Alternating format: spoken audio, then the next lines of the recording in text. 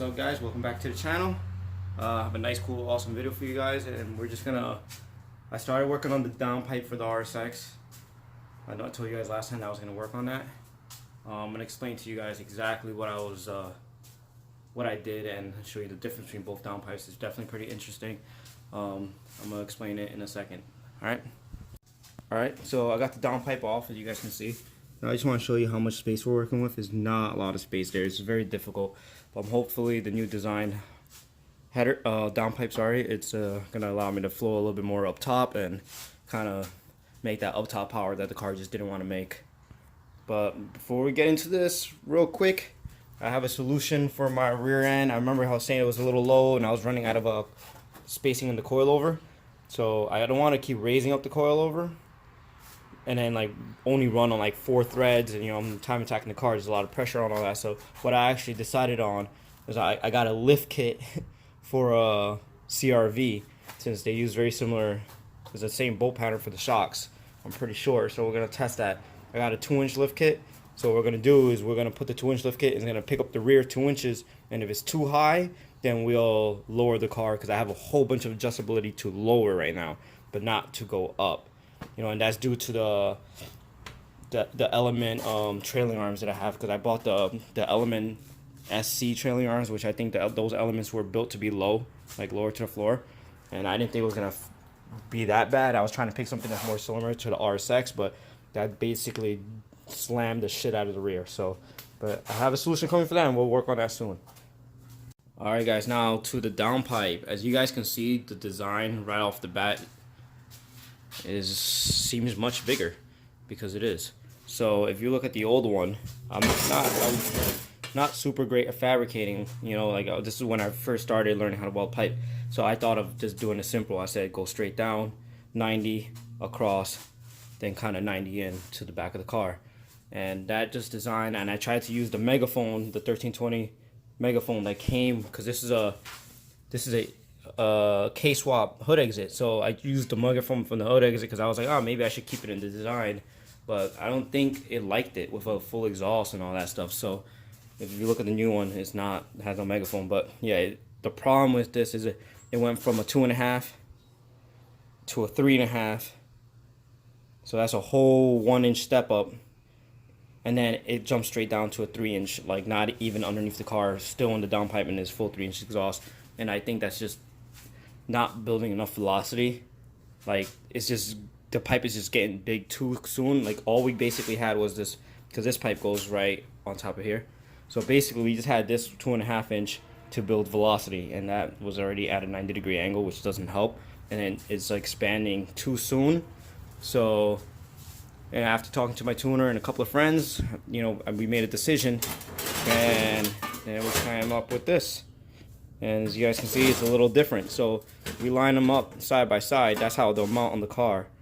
So if I put that there, that's how it'll be. So if you look at it, my goal was to try to get those 90s out and make everything as smooth, smooth out the bends. So instead of having a 90 here, it's like a 45 and 45, and then it's a little bit of trickiness going on here, because it's just not a lot of space down there to work with. So you kind of gotta have to play what you got, and I'm still learning how to fabricate like nice exhaust downpipes and all that stuff like that. I'm still learning, but like I used a 45 here. This is a 45. Then I had a pie cut to kind of reorientate the direction of this 45 a little bit, because I thought it was easier just to use a pie cut than to like cut this, because I was like, if I fuck up this cut, then I have to redo this whole pipe and that. So I could have easily made a cut here to kind of make it go straight, but I don't know, I kind of like this, because if you look at it from here, like everything's just pretty smooth. The only weird part, if you look at the top, is right there. That's a little weird, but it works, it clears, it goes to the back of the car, so it sits like this and it points straight back. So from this angle, if you look at it, it looks pretty good. I think this is gonna flow really well. It's not as tight as the original one, and there's also one full size. It's 2.5 inch all the way till here, and then we're gonna step up to a 3-inch right there. And that's going to be basically, that's right after the transfer case. So then we'll go to a 3-inch exhaust there. But as you guys can see, this overall, like if I was to measure this with a piece of rope and then measure this with a piece of rope, this downpipe is longer, which I think is better because it gives the exhaust gases more time to build that velocity. But then it's going to get to a 3-inch before the exhaust gases cool down and then, you know, stop with flow. I think this went to thick piping way too soon. If this was underneath the car, it probably would have worked out. But I have a drive shaft under there that it's just no space for that, so I couldn't do that under. That's why I did it within the downpipe. But I think it was just a bad choice. So this is the new design. Hopefully it works. It's all just tacked up right now. We got to get the fitment right. I'm just gonna get this on the car so you guys could see what it looks like on the car. All right, guys. So I'll be right back. All right, guys. So this is with the downpipe installed. You guys can see. Let me see if I get the lighting down there a little better. So you guys can see that it looks like it just flows much nicer than it did before. Sorry, I can't get the lighting down here that well. There you go. But yep, I think this is gonna work much nicer. Let me see if maybe I can get the 1 second. Yeah, that might be, yeah, there you go. So there's, I've got the light down there shining to it, but that's how it's gonna flow. As you guys can see, I basically pulled the 90s out. It's all 45s. I think 90s is just not good for anything that's flowing air. It just doesn't make sense. So we pulled that out. This is the only kind of 90 we have. Is right there in the beginning. Kind of have no choice. And that's definitely, you know, that's the collector, and the collecting right into a 90 just doesn't help. And that does suck. But if this doesn't work, then it is what it is. We're gonna get the, you know, whatever the car makes. And what I'm thinking about doing is I'm gonna take this to maybe one of my friends that TIG welds and all that stuff, because I don't TIG weld, but I'm thinking maybe we chop it here and we just continue the design and have, we kind of 90 it back down a little bit. I'll have to get a power steering, a new hose to not run the line the way it is. But basically, if we kind of continue the piping and have it pointing down, so we could do a proper collector and it shoots straight down and then straight into the exhaust from there. So this will be pointing down. I think that'll definitely work nicely. But you know, I don't TIG weld, so I can't do that. So I'll have to take it to one of my friends, or I'll have to get a TIG welder and learn how to TIG weld before I tackle it. But I think this looks overall just much nicer than it did before. Look at that right there. That's a good view.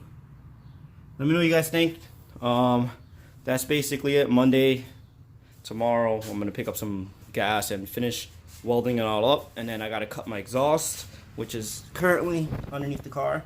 I have to cut it back a little bit, and then weld the inducer onto the downpipe, and then we're gonna put 3-inch V-band, and then we should be good. And then I gotta drill some holes and put some bungs on there, and then we're good to go. And I can schedule a dyno tune soon after. But that's my little update for you guys. I'm sorry I didn't show you guys footage of me doing this. Times has been really tight lately. Don't have the same time. I got back to work, so I'm busy all throughout the week, and then the weekends all I have, and I was trying to get things done. But I will definitely show you guys a nice in-depth video of doing the CRV lift kit on the RSX. Yeah, we're doing a lift kit on the RSX, guys. I know it sounds stupid, but it's either that or a custom coil or coilover in the rear, and I'm not doing that. So I think it's gonna be pretty interesting. You know, the point is to get that right height where I want it, and we'll be fine. You know, it's all that stuff is good construction and meant for a much heavier car than my RSX. I mean, it's super gutted, so I don't think we'll have a problem. But all right, guys. So next time, make sure you subscribe, like the video, share the video if you can, and don't forget to check out my my Street Factory store, streetfactoryperformance.com. I sell all-wheel drive mounts for anybody interested in going all-wheel drive. All right, guys. Peace.